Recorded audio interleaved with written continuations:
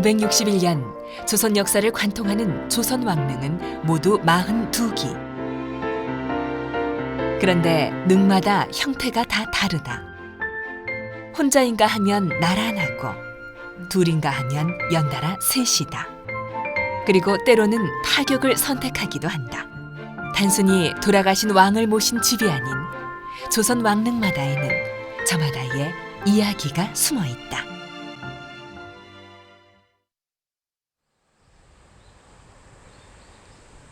경기도 남양주시 울창한 숲에 둘러싸인 광릉이 정자각을 중심으로 부채살처럼 펼쳐져 있다. 정자각에서 보았을 때 왼편으로 자리 잡은 곳이 조선 제7대 왕인 세조의 능이다.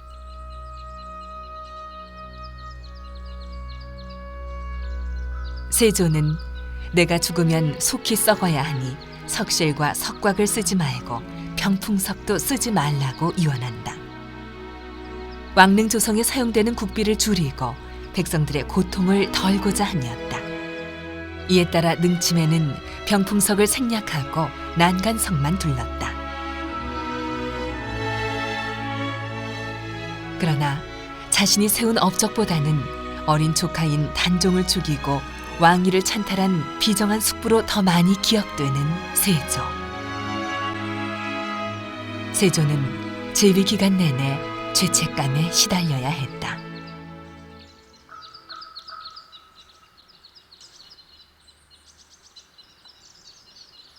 정자각을 중심으로 오른쪽 언덕에는 세조의 비인 정의왕후가 누워있다. 이렇듯 하나의 정자각을 중심으로 좌우 언덕을 달리해 봉분을 배치한 형태를 동원이강릉이라 한다. 광릉은 조선 최초로 조성된 동원이강릉이다.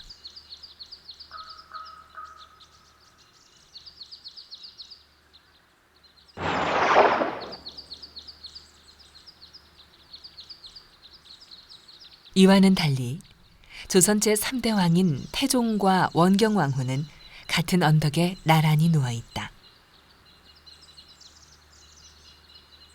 왕자의 난을 통해 정적들을 제거하고 33살 나이에 왕위에 올랐던 태종과 그의 비 원경왕후. 문인석과 무인석을 비롯해 능침을 옹이하는 석수들 모두 2쌍씩, 능 역시 보기에도 다정한 쌍릉이다. 하지만 두 사람 사이는 그리 좋지 못했다. 지아비와의 갈등으로 퇴출 위기까지 갔던 원경왕후. 그러나 두 사람을 손잡게 해주고 싶었던 세종의 바람이었을까. 하나의 난간석으로 서로를 끌어안는 모습이 정겹다.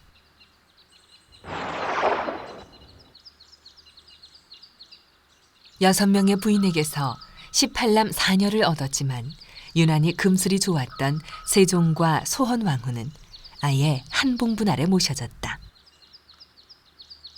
조선 최초의 합장릉이다. 봉분은 하나지만 혼유석을 나란히 설치해 합장릉임을 표시했다.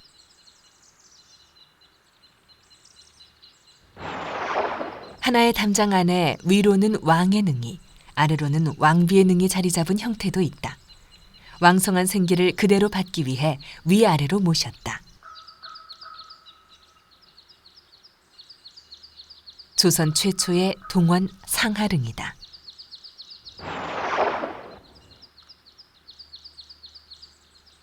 그러나 부부라 해서 항상 같이 있는 것은 아니다.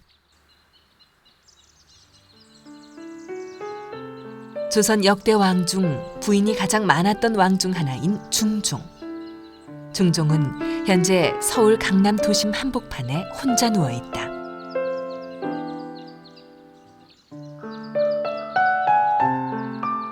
본인의 뜻에 따라 계비인 장경왕후 곁에 묻혔었으나 그 모습을 참아 볼 수 없었던 제2계비 문정왕후에 의해 이곳으로 옮겨졌다.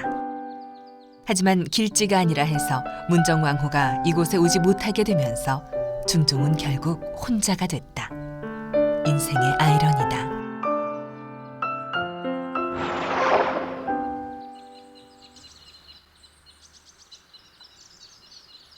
중종에 비한다면 헌종은 행복하다 해야 할까? 조선 제24대 왕인 헌종은 그의 비인 효헌왕후 그리고 계비인 효정왕후와 함께 하나의 담장 아래 나란히 누웠다. 병풍석 없이 하나의 난간으로 새 능을 이은 삼연능이다.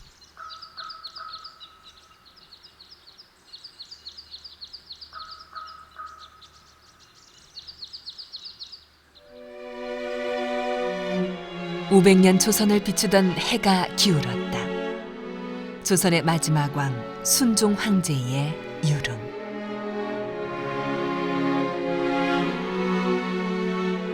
병풍석에는 12지신상 대신 모란무늬를 넣었고 황제릉을 표방해 능침에는 혼유석과 장명 등 망주석만을 두었다.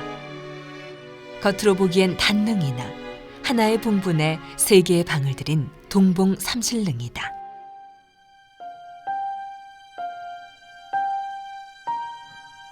문인석과 무인석 그리고 능침 주위에 배치되던 석수들은 홍살문과 제향 건물 사이로 내려보냈다.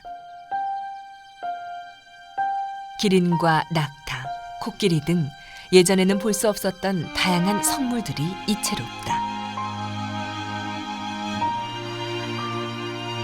이렇듯 조선 왕릉은 제각각 다양한 형태를 갖는다. 그것은 단순한 변화가 아닌 살아있는 이야기이자 역사다.